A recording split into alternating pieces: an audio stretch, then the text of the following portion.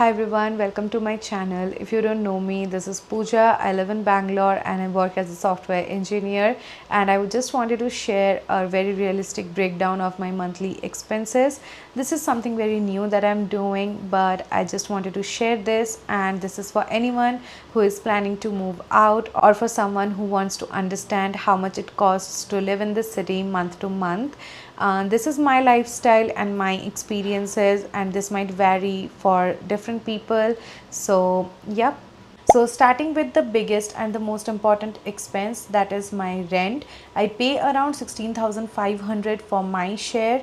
I live in a 2 BHK in a gated community near my office, but the rent here can start from anywhere between 20,000 to 25,000 for a 2 BHK. And if you're moving here for the first time, you will find a lot of PG options.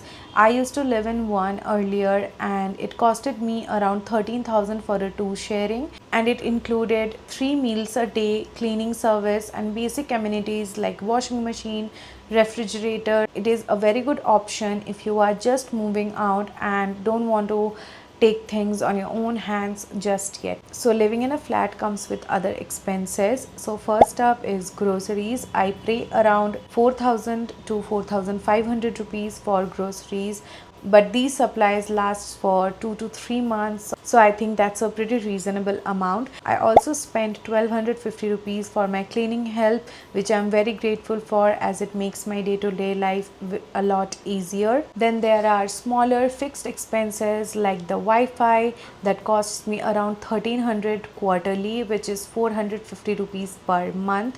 Then comes the rentals. I rent out a fridge and a sofa. I have my own washing machine, so I don't have to pay the rent there. Electricity is very minimal for me. It's 100 to 200 rupees per month, and some months it's actually as low as zero.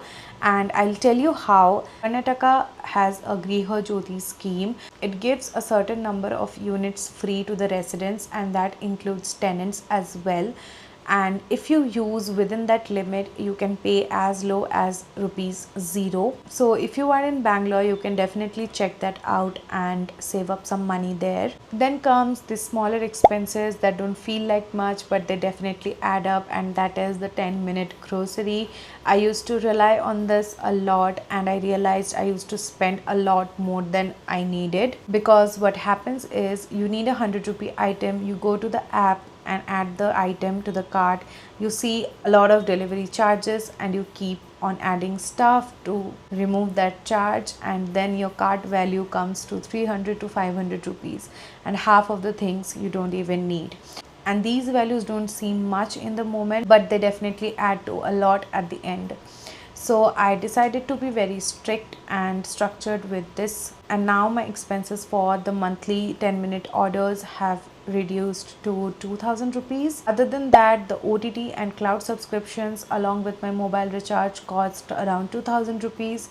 I also have a gym membership at the Cult Fit, and that costed me around 15,000 rupees yearly, which costs me 1,350 rupees per month. And then comes another important thing, that is the transport. I'm grateful that my office commute is totally free, but this cost is when I go out, and it costs me around 1,500 to 2,000 rupees. And just to give you an idea, if I'm going anywhere more than 8 to 9 kilometers, both the rides cost me around 700 to 800 rupees. And honestly, the nearby rides are also not very cheap. When I have to cover a very short distance like a 1 kilometer away grocery store or something, it costs me around 100 rupees to just cover 1 to 1.5 kilometer.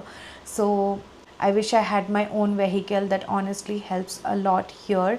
But yeah, that is the transport cost. I also spend around 1,500 to 2,000 rupees on matcha and coffee, and honestly I do not mind spending on it at all, because I do consume coffee twice a day and I enjoy making matcha. And if I were to go to a cafe and do this, it would definitely cost me a fortune. So this is totally worth it for me. And for going out, I spend around 5,000 rupees, and most of it honestly goes to watching movies. I cannot sit at home and watch a movie on a laptop or a TV. I get distracted every time.